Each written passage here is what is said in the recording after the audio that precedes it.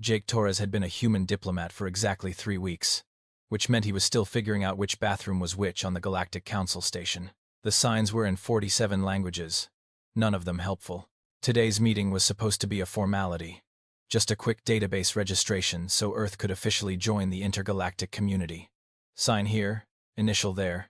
Try not to start any wars before lunch. Easy stuff. The council chamber looked like someone had designed it during an acid trip. Floating platforms, bioluminescent walls, and enough alien species to make a Star Wars cantina look like a country club. Jake's guide, a 7-foot-tall insectoid named Plenix, chittered nervously as they approached the central podium. "This will only take a moment, human Jake," Plenix said, his translator box rendering his clicks into something resembling English with a Swedish accent. "We simply need to cross-reference your planet's biological catalog with our universal threat database. Standard procedure." "Threat database?" Jake asked, straightening his tie. Nobody told him there would be a threat database. "Oh yes. We have documented exactly 40,000 species across the known galaxy that are classified as extremely dangerous to sentient life. Just need to make sure none of them are on Earth. You understand?" Plenix's 6 fingers danced across a holographic interface. Numbers scrolled past. Jake noticed several council members watching from their floating platforms with the kind of polite disinterest usually reserved for DMV waiting rooms. Then Plenix froze. All 6 of his eyes widened. His antennae went rigid. His mandibles started clicking so fast the translator box just gave up and made a dial-up modem sound. Jake said. "Is that bad?" Plenix slowly rotated his head 180 degrees to stare at Jake. It was deeply unsettling. "Human Jake," Plenix whispered. "According to your planet's historical records, which your internet very helpfully made public, your species has kept 39,000 of the 40,000 cataloged deadly species as what you call pets." The council chamber went silent. "I'm sorry," came a booming voice from above. Security Chief Carvoth descended on his platform, all 8 feet of reptilian muscle and terrible attitude. "Did you just say 39,000? Jake looked at the holographic display now floating in the center of the chamber. Yep, there it was.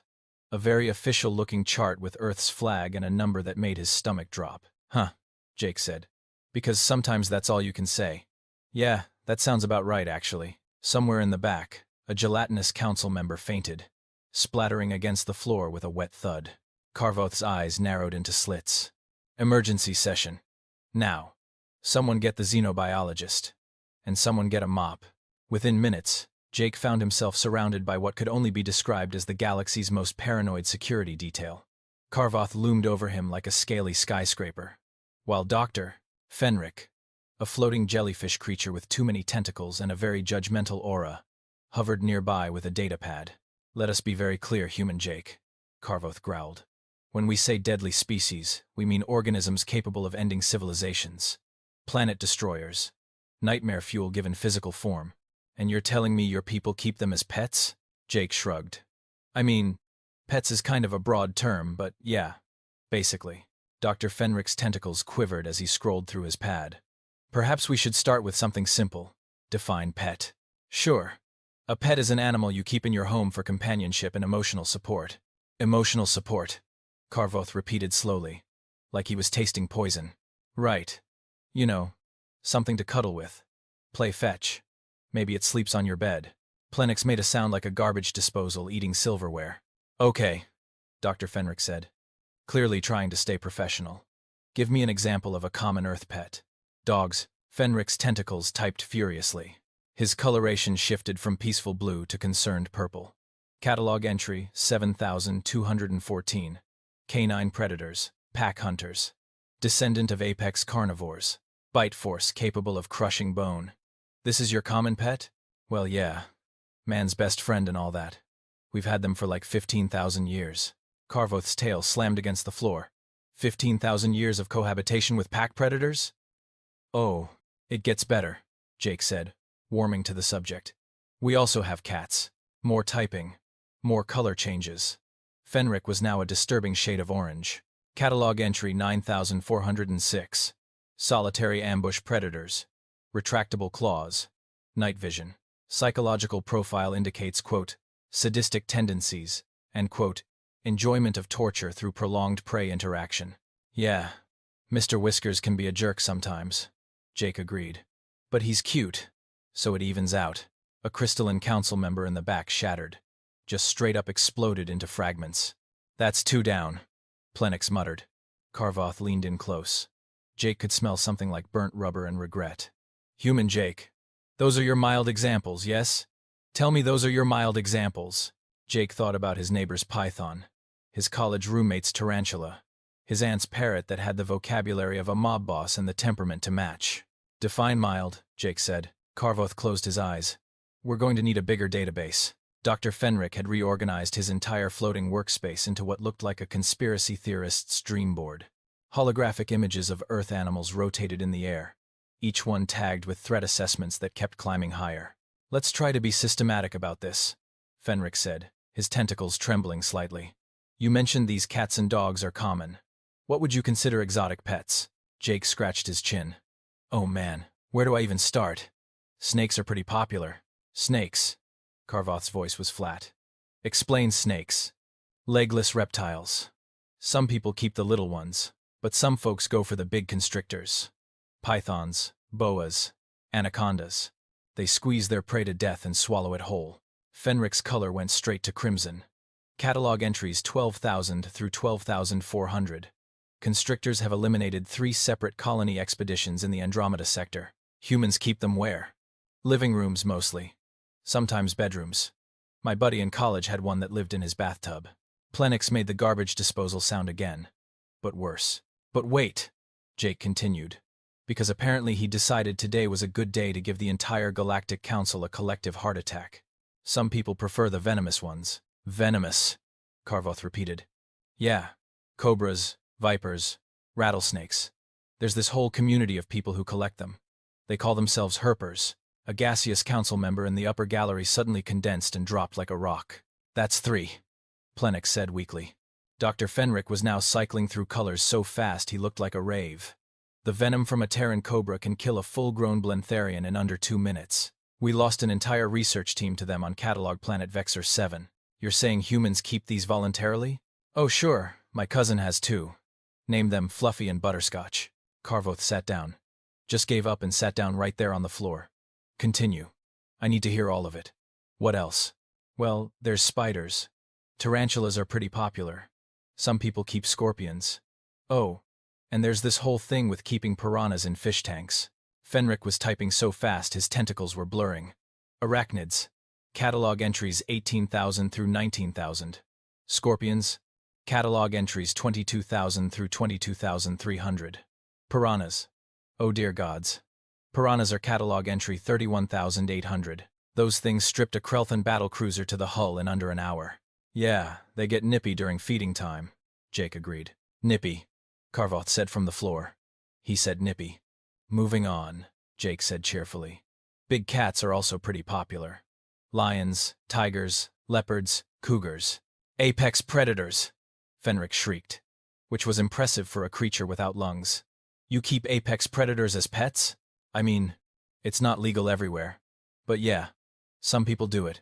There's more tigers in private ownership in Texas than there are in the wild. Texas, Plenix said, consulting his database. Is that a prison planet? No, it's just Texas. Another council member fainted. A large, armored one this time. He hit his platform with a gong-like sound. 4, Plenix announced.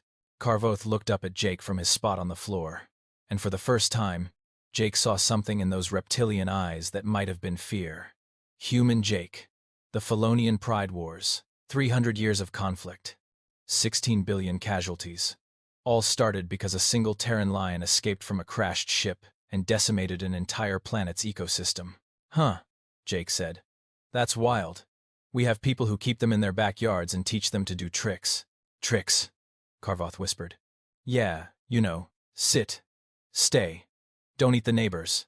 That kind of thing. Dr. Fenric had stopped changing colors entirely. He was now just gray, the color of someone who'd seen too much. How many of these apex predators are currently on your planet? Jake thought about it.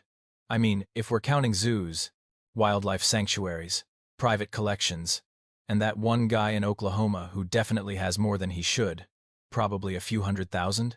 The sound of 5 more council members hitting various surfaces in rapid succession echoed through the chamber. We're going to need a bigger mop, Plenix said. Carvoth had eventually gotten back up. mostly because staying on the floor felt like admitting defeat. He stood with his arms crossed, his tail twitching in a way that Jake's 3 weeks of diplomatic training told him meant someone was about to have a very bad day. "I need context," Carvoth said. "I need to understand how an entire species looks at the galaxy's most efficient killers and thinks, yes, I would like that in my home near my offspring." Jake nodded. "Okay, so here's the thing. Humans have been domesticating animals for a really, really long time." "Define really long," Dr. Fenric said, his tentacles poised over his datapad with the enthusiasm of someone documenting a train wreck. "Well, we started with wolves about 15,000 years ago, like I mentioned. Turned them into dogs. Before that, we were living alongside cave bears, saber-toothed cats, woolly mammoths, dire wolves, giant sloths." Plenix's antennae perked up. "Living alongside or running away from?" "Yes." "That's not an answer," Carvoth growled. "Sure it is. We did both, sometimes at the same time. It was a whole thing." Fenric was scrolling frantically. Wait. These megafauna you're listing, they're all extinct." "Yeah. Most of them died out around 10 to 12,000 years ago." "Died out or were hunted to extinction?"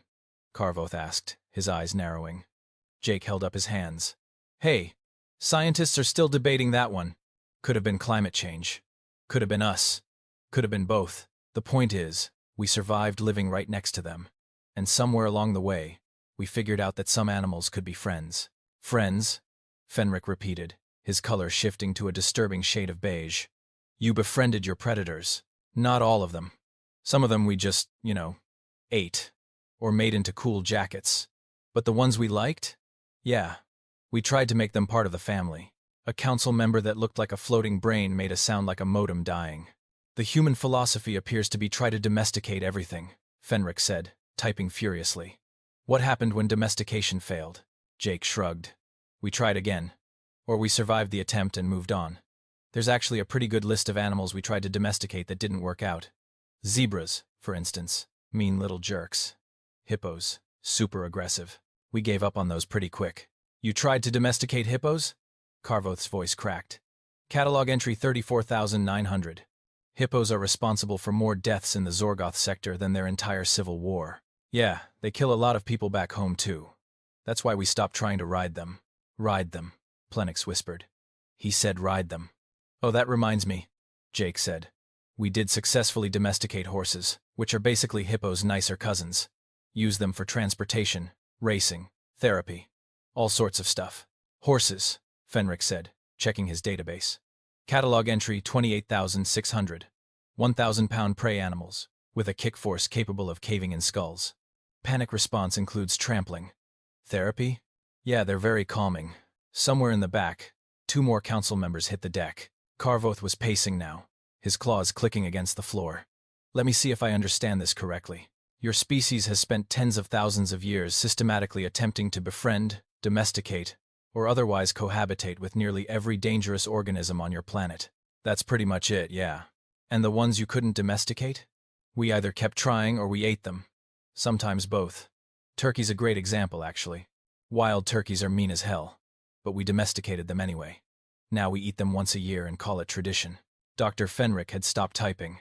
He was just floating there, staring at Jake with an expression that might have been awe or horror, or both.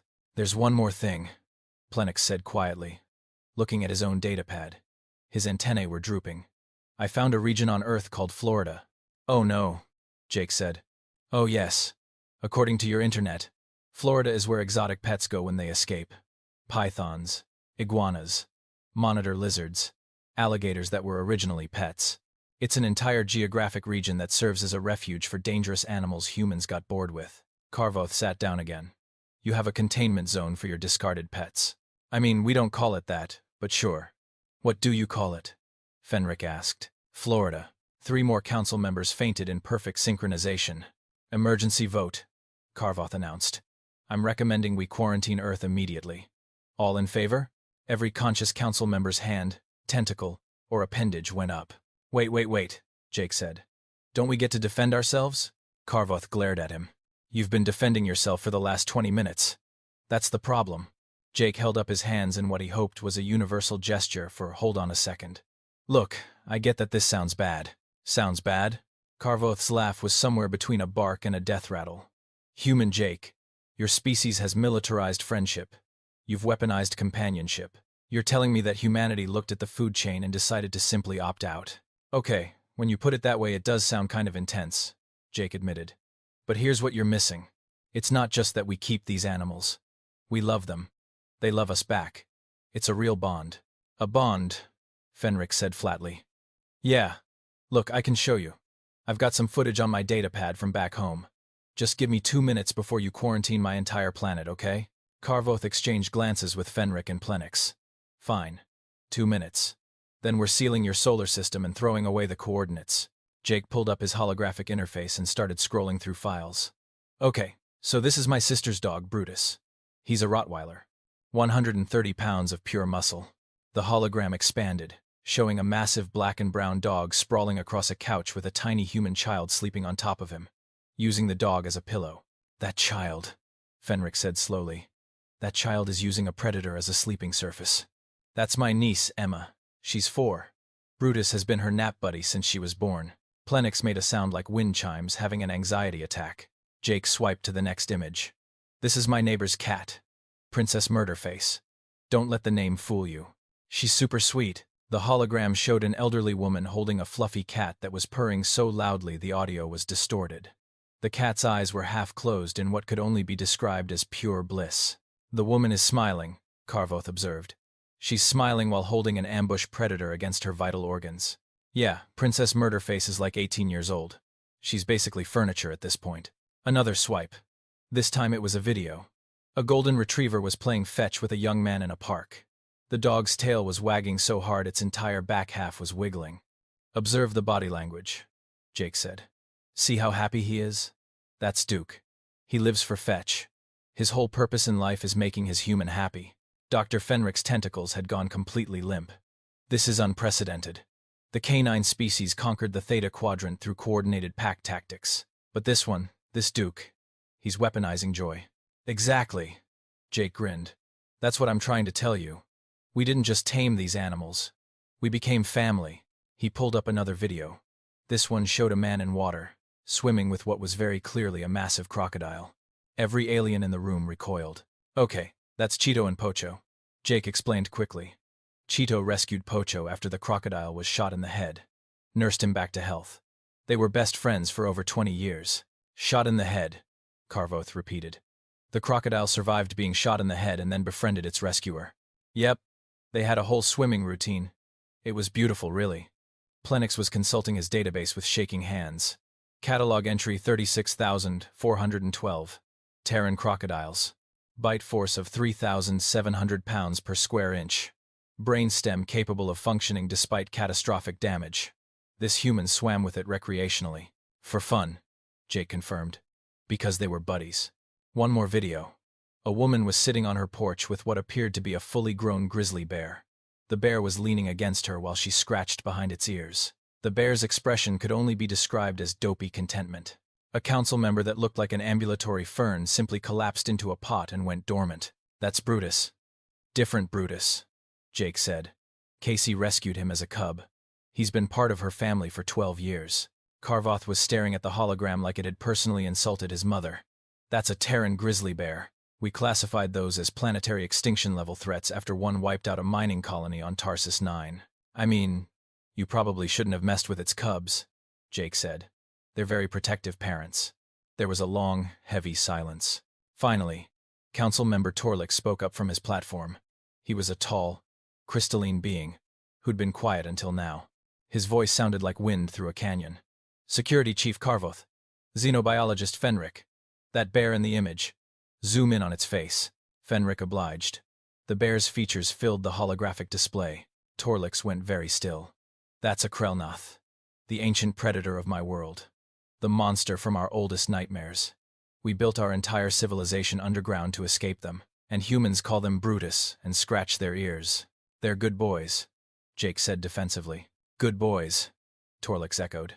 Our species' greatest fear is humanity's emotional support animal. Karvoth looked at Jake with something that might have been respect or might have been existential dread. Human Jake. I'm beginning to think we've been classifying the wrong species as galactic threats. Karvoth stood at the center of the council chamber, his posture that of someone who'd just had every assumption about the universe proven wrong. We need to vote on Earth's status. All those in favor of immediate quarantine? Not a single hand went up.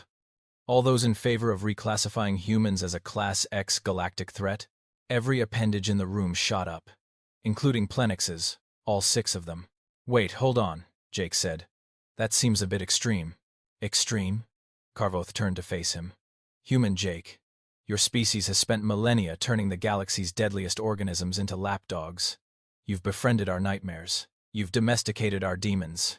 If that's not a Class X threat, I don't know what is. Dr. Fenric drifted forward, his color finally settling on a resigned purple. For the record, I need to ask. The 1,000 species from the database that humans haven't domesticated. What's the status on those? Jake scratched the back of his neck. Oh, well, about 400 of those are extinct. Extinct, Fenric repeated. Yeah, we kind of hunted them. Mammoths, dodos, that sort of thing. Honestly, probably would have domesticated them too if we'd gotten around to it before they died out. Plenix's antennae drooped so low they touched the floor. And the other 600? Karvoth asked, though his tone suggested he already regretted the question. Don't exist yet. Silence. Excuse me, Fenric said. Yeah, those are creatures we made up. Dragons, unicorns, griffins, Bigfoot. We invented them for stories and movies. You know, for fun. Although, to be fair, we're working on genetically engineering some of them. Give us another decade or 2 on the dragons. The sound of one final council member fainting echoed through the chamber. Karvoth closed his eyes and took a deep breath. Motion passes. Humanity is hereby classified as a Class X galactic threat. Not because you're dangerous to us, but because apparently nothing in the universe is dangerous to you. We're also adding a diplomatic designation, Torlix added from his platform. Handle with extreme caution, and possibly bring treats. Treats? Jake asked. We've learned that humans respond well to snacks. It's in your file now. Karvoth walked over and placed a heavy claw on Jake's shoulder. Welcome to the Galactic Council, human Jake. Your application is approved. Please don't domesticate anything else without filing the proper paperwork first. Does that mean we're good? Good is a strong word. Let's go with terrifying but technically non-hostile. Karvoth paused. Out of curiosity, what do humans do with all these animals you keep as pets? Jake grinned. Oh, we put them in zoos so other people can come look at them. You guys should visit sometime. Bring the kids. We have a petting zoo section. Petting zoo, Plenix whispered. What's a petting zoo? It's where children go to touch the dangerous animals. Every remaining conscious council member immediately began researching how to update their species insurance policies. Jake gathered his things and headed for the exit, giving a friendly wave. Same time next week for the follow-up meeting? As the doors closed behind him, Karvoth turned to the assembled council. I want a full security detail on that human at all times. And someone find out what else they're planning to domesticate. Sir, Plenix said quietly. According to Earth's internet, they're currently working on something called robot dogs. Robot dogs? Mechanical versions of the predators. For people who want the companionship but with more technology. Karvoth sat down one more time, right there on the floor. We're doomed. We're all doomed. They've automated friendship. Somewhere in the distance, Jake was whistling a happy tune, completely unaware that he'd just convinced the entire Galactic Council that humans were the apex species in the universe. They were right, of course. They just didn't know that humans had figured that out about 10,000 years ago, right around the time they'd convinced wolves to help them hunt mammoths. And people wondered why Earth called itself the mother planet.